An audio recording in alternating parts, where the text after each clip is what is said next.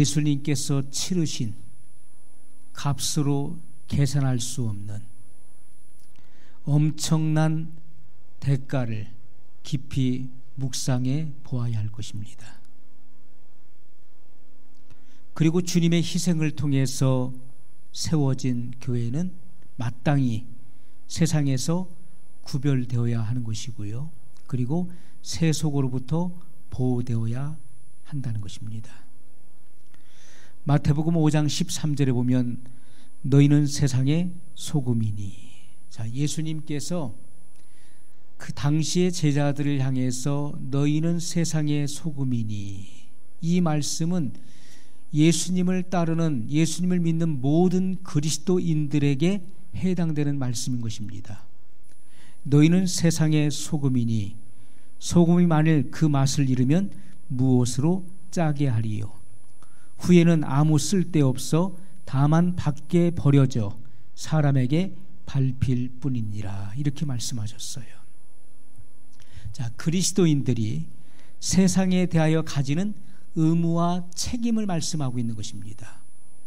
우리가 세상에 대하여 가지는 의무와 책임이 무엇입니까? 그것은 자기의 몸을 녹여서 맛을 내는 것, 그것뿐만 아니라 짜게 하여 보존하는 것입니다. 이것은 변질되지 않게 하는 기능을 말씀하고 있는 것이죠. 소금은 부패를 방지하는 것입니다. 소금은 변질되지 않게 하는 거예요.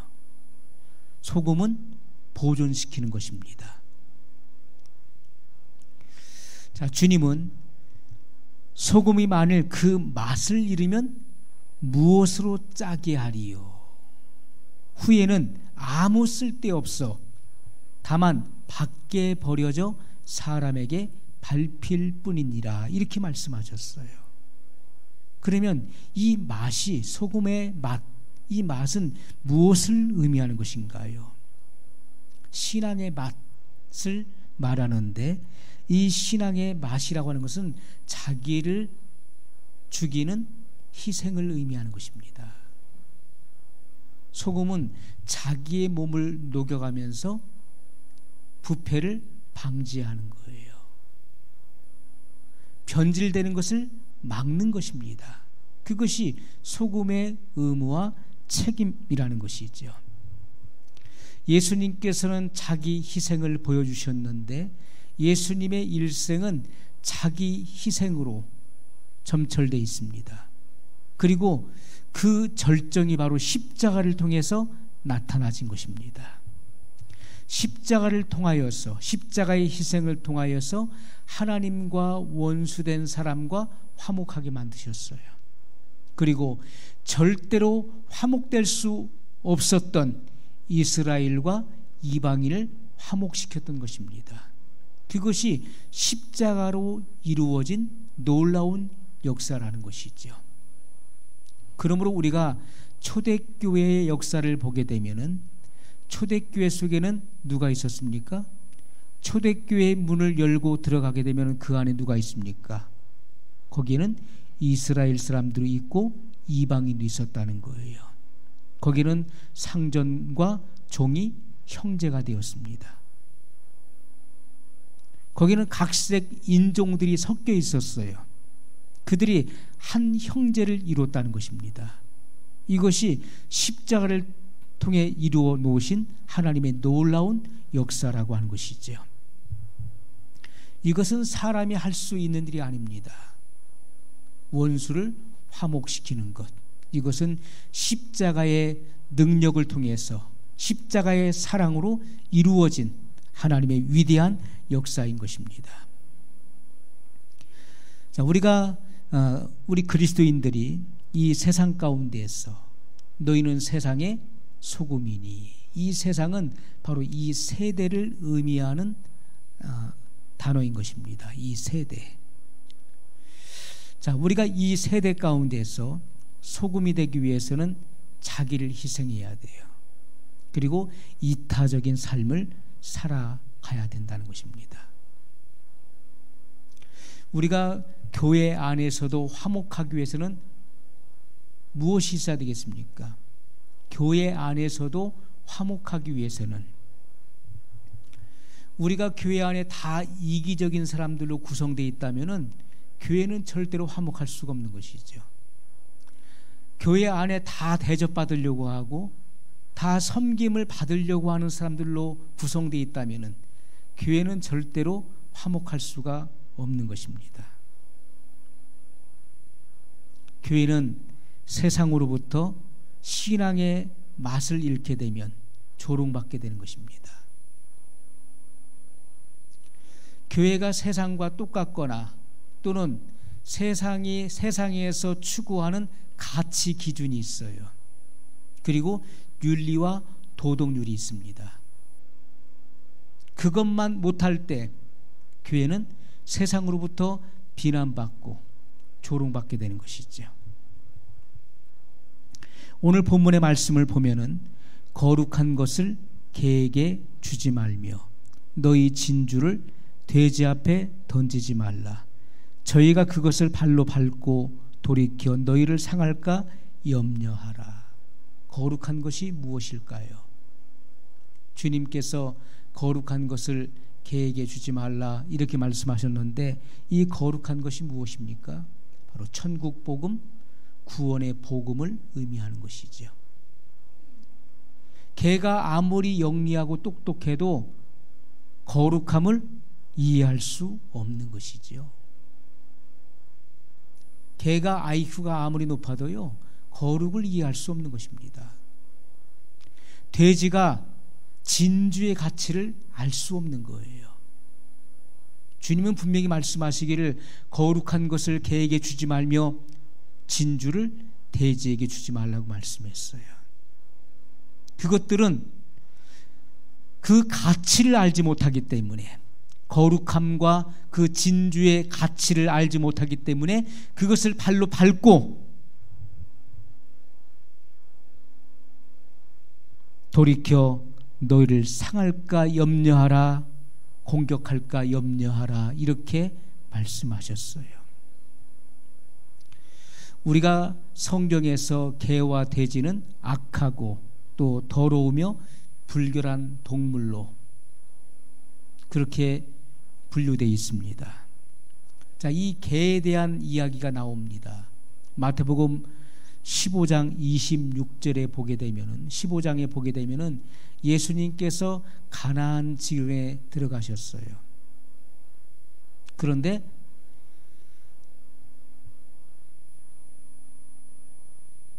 딸이 흉악히 귀신 들린 가나안 여인이 예수님을 찾고 찾다가 발견하게 된 것입니다. 그리고 예수님께 나와서 내 딸이 흉악히 귀신 들렸사오니 고쳐달라고 간청을 해요. 그때 예수님께서 하신 말씀은 자녀에게 줄 떡을 개에게 던짐이 마땅치 않다라고 말씀하셨어요. 자녀에게 줄 떡을 개에게 던짐이 마땅치 않다.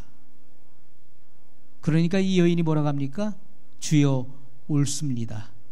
그러나 개들도 주인의 상에서 떨어지는 부스러기를 먹지 않습니까? 자, 주님께서 이 여인을 시험하실 때, 그 믿음을 시험하실 때 이 여인은 실족지 않고 실망하지 않고 더 주님께로 가까이 나갑니다.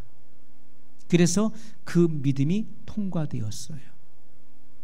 주님은 이방인을 가리켜서 개로 비유하셨어요.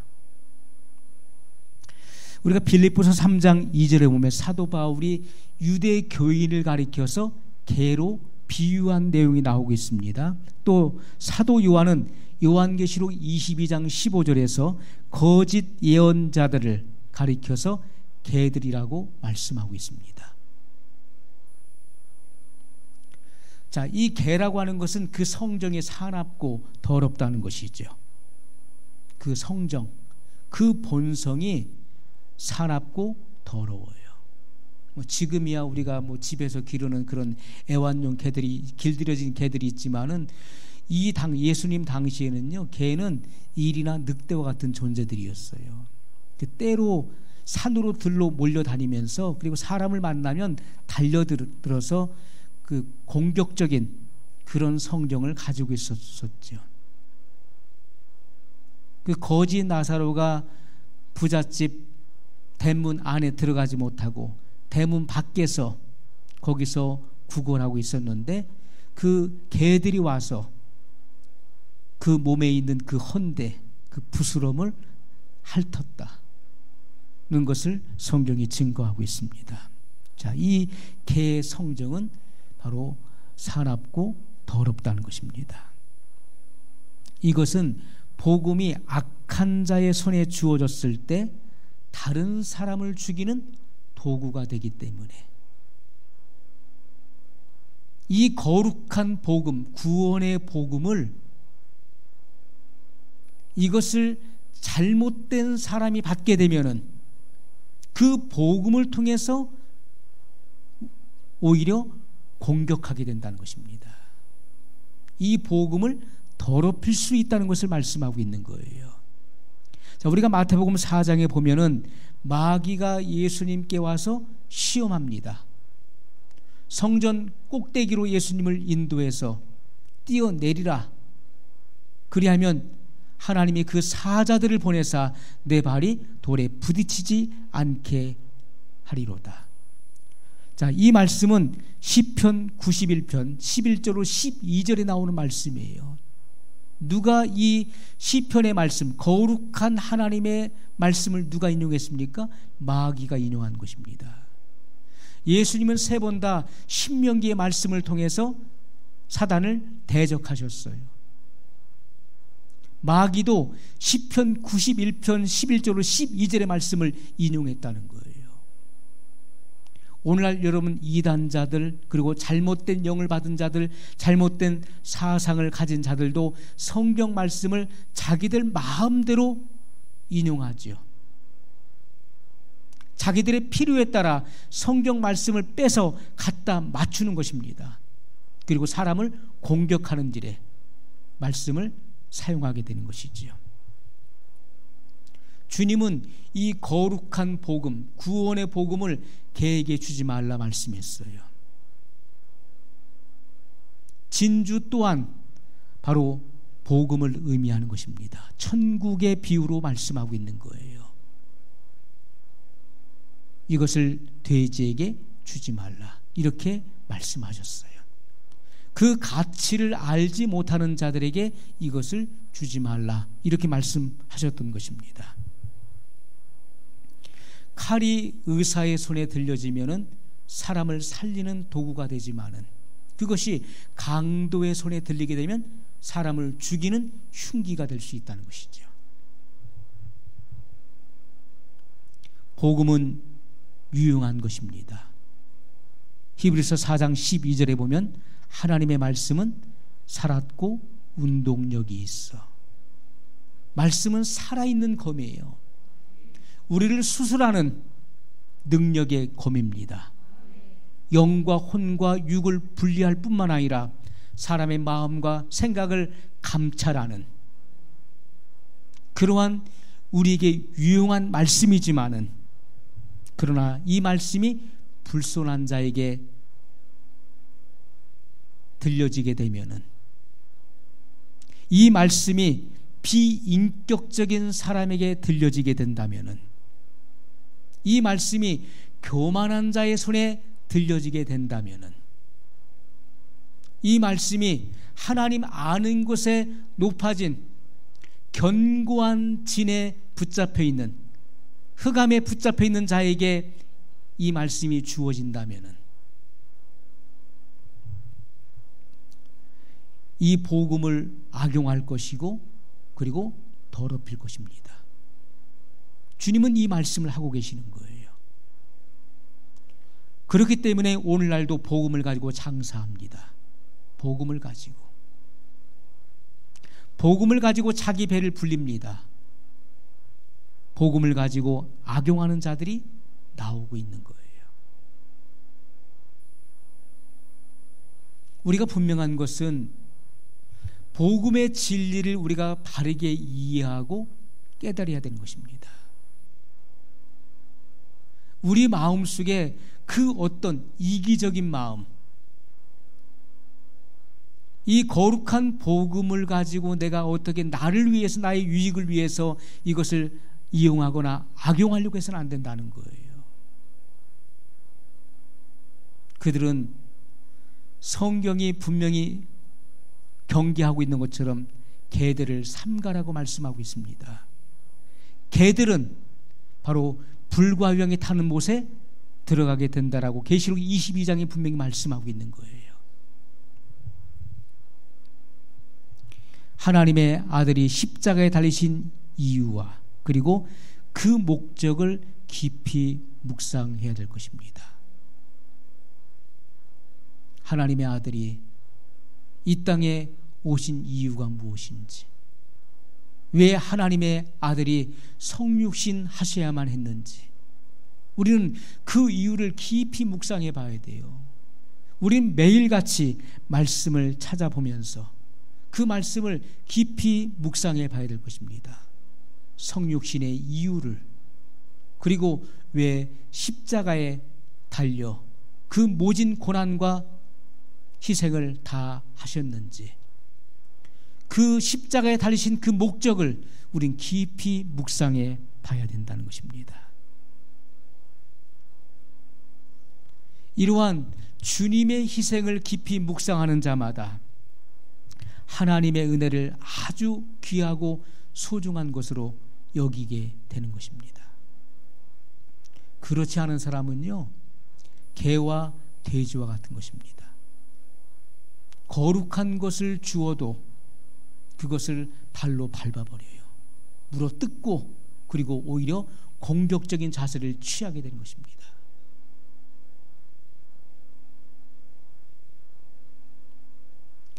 우리가 은혜를 은혜로 여길 줄 아는 자들에게 주님을 따르라는 부르심이 주어진다는 것이죠. 우리는 은혜를 은혜되게 해야 되는 것이고, 은혜를 은혜로 알 수 있어야 돼요. 그런 사람에게는 나를 따르라는 주님의 그 부르심이 있는 것입니다. 그 소명이 있는 거예요. 자, 우리가 성경은 우리에게 분명히 말씀하십니다. 우리가 상한 심령, 하나님은 상한 심령을 멸시치 아니하신다고 말씀했어요. 상한 심령이 무엇입니까? 상처받은 심령을 말하는 게 아니에요. 상한 심령은 산산이 깨어진 심령을 말하는 거예요. 완전히 부서진 심령, 자아가 깨트려진 심령을 말하는 거예요.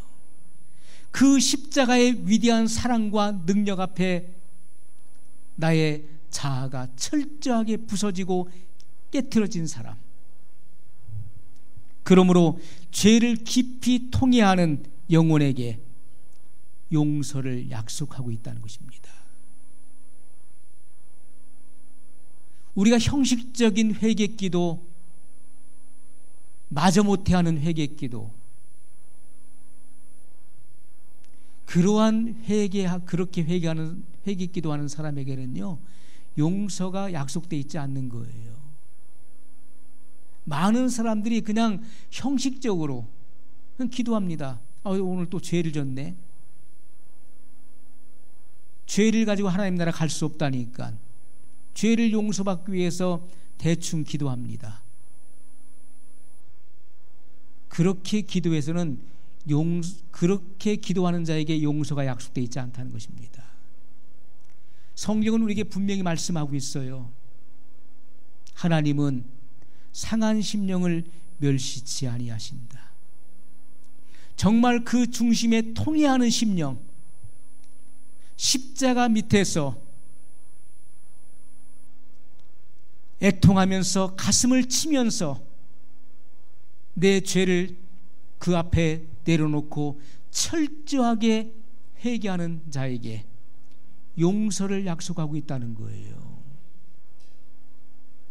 요한일서 1장 9절에 만일 우리가 우리 죄를 자백하면 저는 미쁘시고 의로우사 우리 죄를 사하시며 모든 불의의 소리를 깨끗게 하실 것이요, 이렇게 말씀했어요.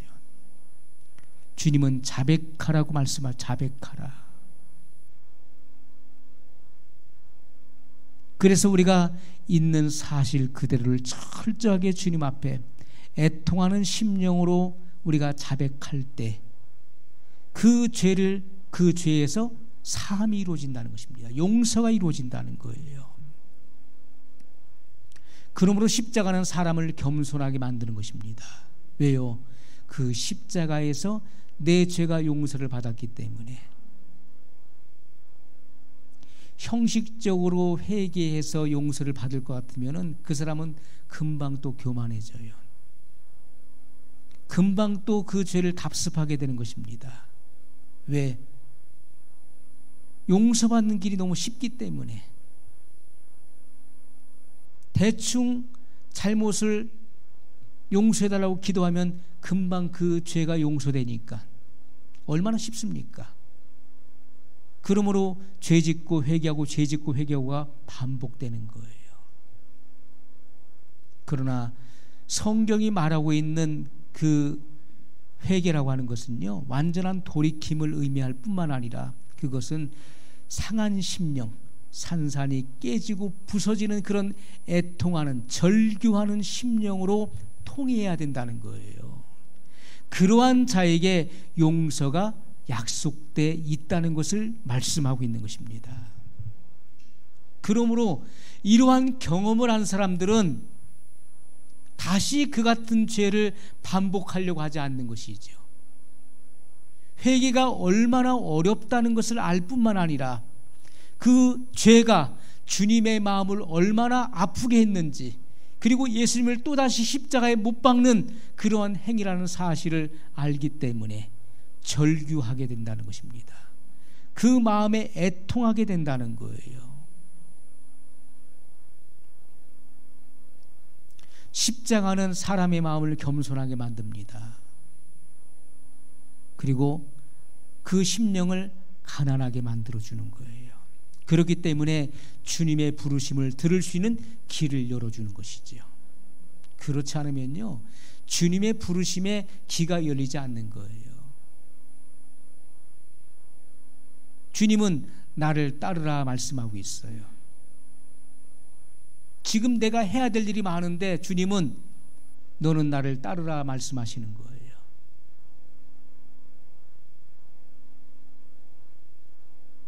어부의 직업을 가지고 있었던 베드로와 안드레, 요한과 야고보, 주님은 해변을 거니시다가 너희는 나를 따르라 이렇게 말씀하셨어요. 나를 따라오너라. 그것이 주님의 부르심이에요. 많은 사람들이 주님의 그 부르심에 대해서 귀를 닫아버립니다. 그것을 들을 수 있는 귀가 없는 거예요. 그러므로 귀 있는 자는 성령이 교회들에게 하시는 말씀을 들을지어다, 이렇게 성경은 기록하고 있는 것입니다. 주님의 초청에 화답할 수 있는 귀를 가진 자는 복된 사람이에요. 십자가는 우리로 하여금 깊은 회개에 이르도록 역사하는 것입니다. 우리가 죄사함을 받은 사람은요, 죄사함을 받은 사람은 주님의 그 항거할 수 없는 부르심이 있다는 사실을 기억해야 돼요. 죄사함을 받은 사람들은 주님의 그 항거할 수 없는 부르심, 나를 따르라.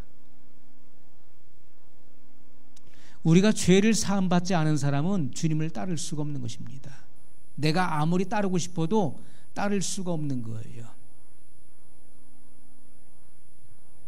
이사야 선지자가 우시야 왕이 죽던 해에 성전에 들어갔습니다. 그런데 거기서 그는 영안이 열려서 하늘 성전을 보게 되었어요. 주께서 높은 보좌에 앉아 계셨습니다. 그 옷자락은 성전에 가득하였어요. 6 날개를 가진 스랍들이 모셔 섰습니다. 그리고 하나님을 창화하여 외쳤어요. 거룩하다, 거룩하다, 거룩하다. 만군의 여호와여, 그 영광이 온 땅에 충만하도다.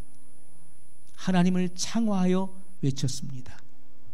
그때 이사야는 탄식하게 됩니다. 화로다 나여 나는 망하게 되었도다. 나는 이제 죽었다.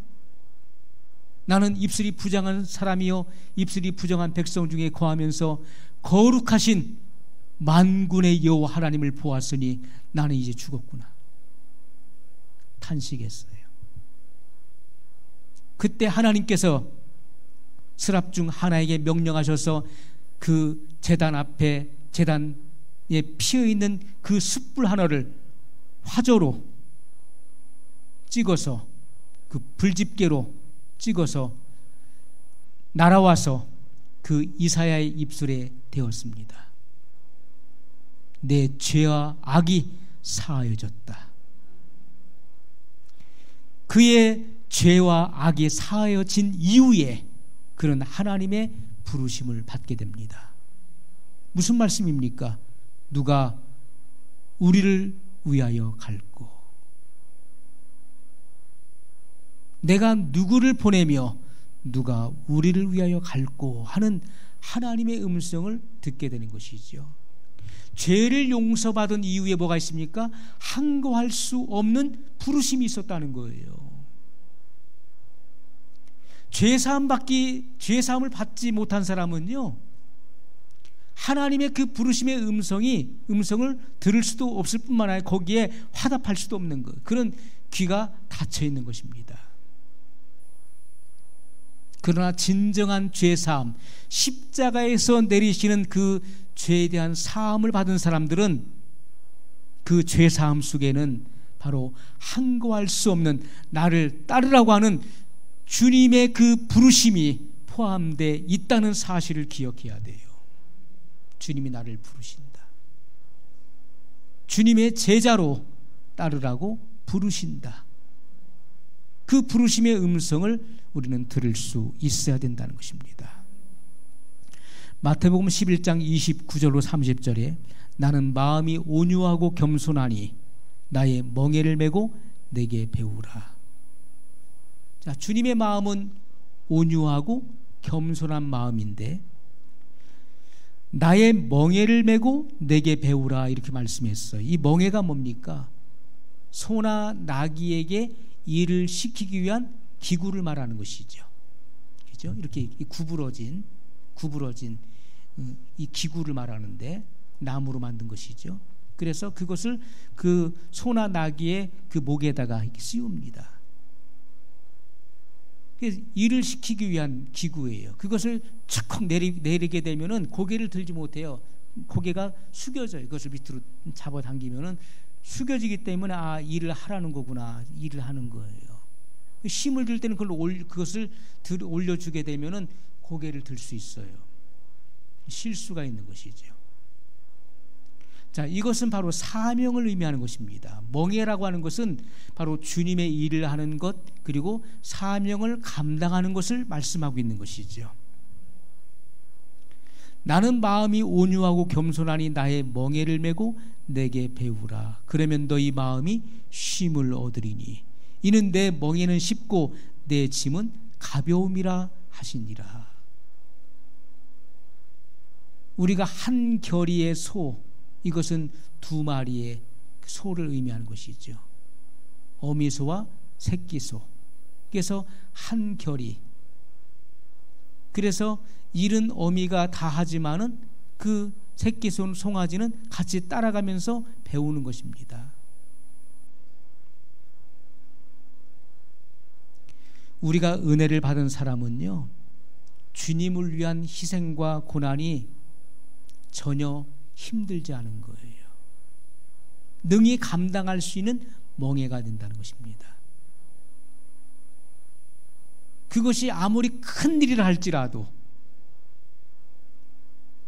주님을 위한 그 희생과 그리고 그 고난이 능히 감당할 수 있는 멍에가 된다는 거예요. 빌립보서 1장 29절에 그리스도를 위하여 너희에게 은혜를 주신 것은, 자, 우리가 은혜는 굉장히 포괄적인 그런 그 의미를 담고 있다라고 볼 수 있습니다.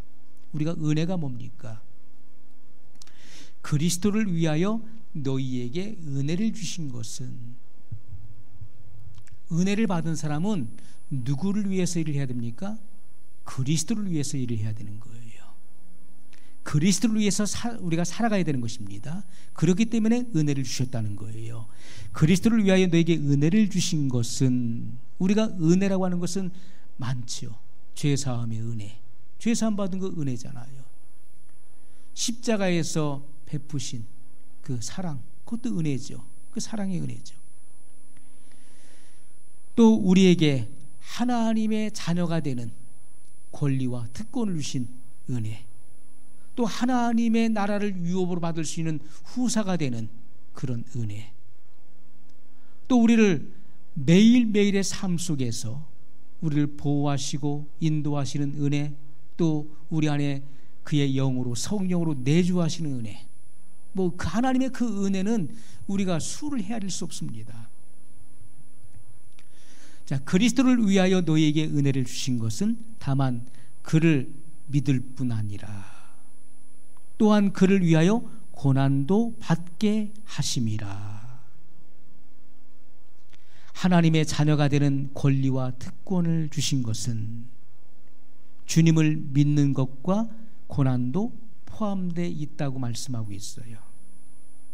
자, 믿음이라고 하는 것은 누구나 내게 다 주어지는 것이 아닙니다. 그러므로 성경은 믿음은 모든 사람의 것이 아니라 하나님의 선물이라 이렇게 말씀하고 있어요.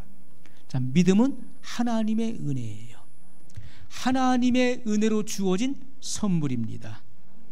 그러므로 믿음이 없는 자들은 환난과 그리고 죽음 앞에 두려워 떨죠. 왜? 믿음이 없으니까. 배후에서 역사하시는 주님이 보이지 않고 그분을 믿지 못하기 때문에 두려워 떠는 거예요. 내세가 보이지 않기 때문에, 영원한 천국이 보이지 않기 때문에 환난과 죽음 앞에 두려워 떠는 것입니다. 믿음이 있고 없고는 종이 한 장 차이 같지만은 그것은 하늘과 땅 차이예요. 믿음이 없는 사람은 환난이 오고 문제가 불어닥치고 시험이, 시련이 찾아오고 죽음이 오면은 그 앞에 두려워 떠는 거예요. 그러나 믿음이 있는 사람들은 환난과 시련과 죽음 앞에서도 담대할 수 있는 것입니다. 왜요? 주님을 인격적으로 신뢰하고 의지하기 때문에 대적을 이길 수 있는 믿음을 선물로 받은 것입니다. 믿음이 이기는 거예요. 믿음이 이기는. 우리가 대적을 이길 수 있는 것은 바로 우리의 믿음인 것입니다. 성도의 믿음이에요. 자, 또한 하나님의 자녀들에게는 고난도 은혜라고 말씀하고 있어요. 어떻게 고난이 은혜가 될 수 있을까요? 고난도 은혜일 뿐만 아니라 복이다 이렇게 말씀하고 있어요. 고난이 은혜고 고난이 복이에요. 자, 마태복음 5장 11절의 말씀 보면 나를 인하여 너희를 욕하고 핍박하고 거짓으로 너희를 거스려 모든 악한 말을 할 때에는 너희에게 복이 있나니. 자, 세상의 이치로서는 절대 이해할 수 없는 말이에요. 비난받고 요거도 먹고 핍박받는데 그것이 복이 될 수 있나요? 세상에서는 그것을 원수를 갚으려고 그러지요. 누가 나에게 욕하면은 배나 욕을 해야 직성이 풀리는 것이죠. 누가 나를 핍박해 보십시오. 복수하려고 그러지요. 예수님께서는 나를 인하여 너희를 욕하고 핍박하고 거짓으로 너희를 거스려 모든 악한 말을 할 때에는 누명을 쓰기도 하고 억울한 일을 당하기도 하지요. 주님 때문에, 복음 때문에. 자, 그럴 때 너희에게 복이 있다 이렇게 말씀하고 있어요. 자, 믿기 때문에, 주님을 믿기 때문에 당하는 고난이 은혜가 되는 이유가 또 있습니다. 베드로전서 1장 7절에 보면 너희 믿음의 시련이 불로 연단하여도 없어질 금보다 더 귀하여 예수 그리스도에 나타나실 때 칭찬과 영광과 존귀를 얻게 하려 함이라. 아멘. 자, 이것은 시련을 통과한 믿음을 의미하는 거예요. 시련을 통과한 믿음. 금이 그냥 나오는 게 아니에요. 금강석은요 돌덩어리예요. 100만 분의 1의 금이 들어있으면 그것을 금강석이라고 부르는데, 그 금을 빼내기 위해서, 채취하기 위해서 그 엄청난 그 바위 덩어리를 용광로 속에, 수천도 되는 용광로 속에 집어넣어야 돼요. 그래야만 그런 불순물들이 다 녹아져 버리고 거기서 순수한 금이 나오는 거예요. 시련을 통과한 믿음은 금보다 귀하다는 거예요. 아주 귀한 거예요.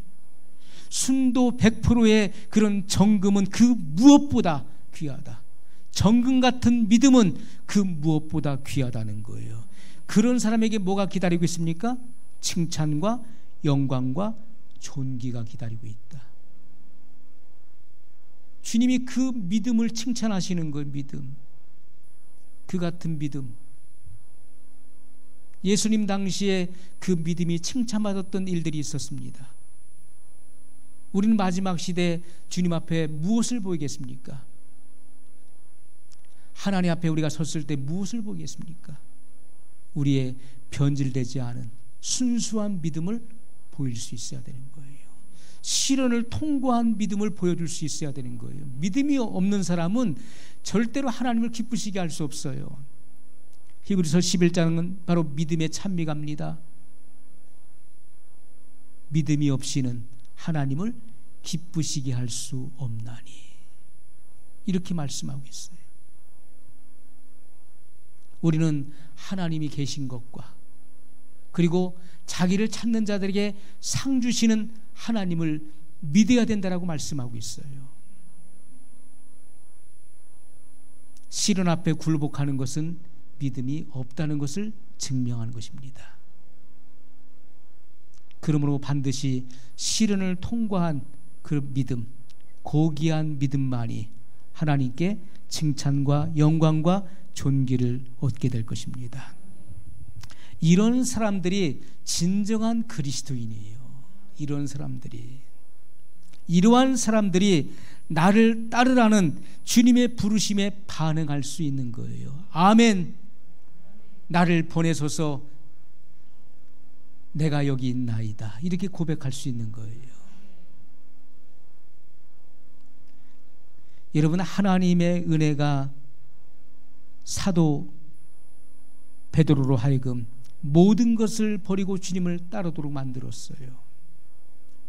은혜 받지 못했다면요, 십자가의 사랑을 경험하지 못했다면은 절대로 주님을 따르는 일에 반응할 수 없는 것입니다. 거기에 화답할 수가 없게 돼 있는 거예요.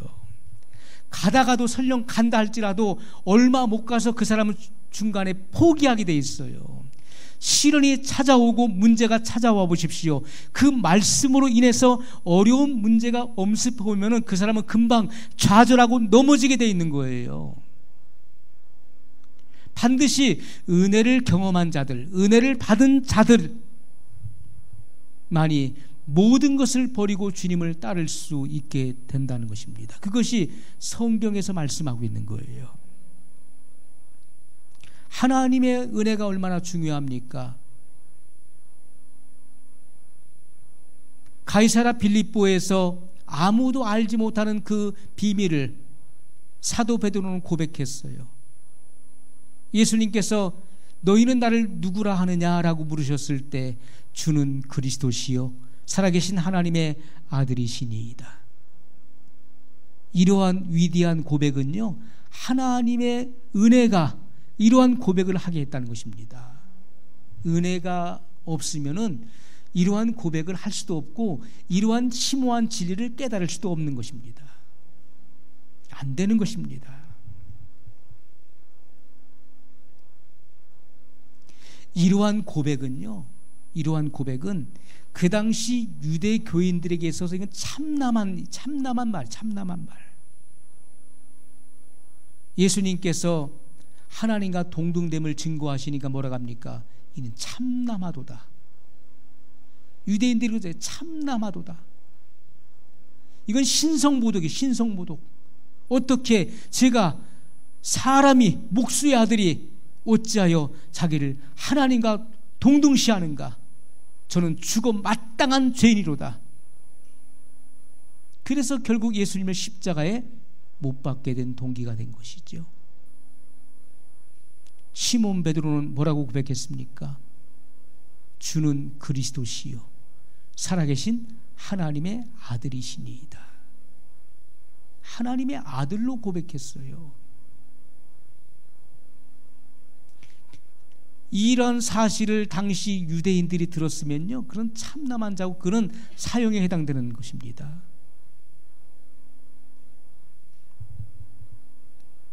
하나님의 은혜가 임하니까 예수님을 모른다고 3번이나 부인했었던 시몬 베드로가 주님을 위해서 순교자의 길을 걷게 되는 거예요. 이것이 하나님의 은혜예요. 그는 권력자 앞에서 주님을 모른다고 부인한 게 아닙니다. 그는 비자 앞에서, 제사장의 여종 앞에서, 아, 나 저 사람 알아. 저 사람 예수와 같이 다니던 그 제자 맞아. 내가 봤어. 그러니까 예수님 모른다. 무슨 소리야? 나 그 사람 몰라. 3번째는 예수님을 저주하면서 모른다고 부인했었던 시몬 베드로.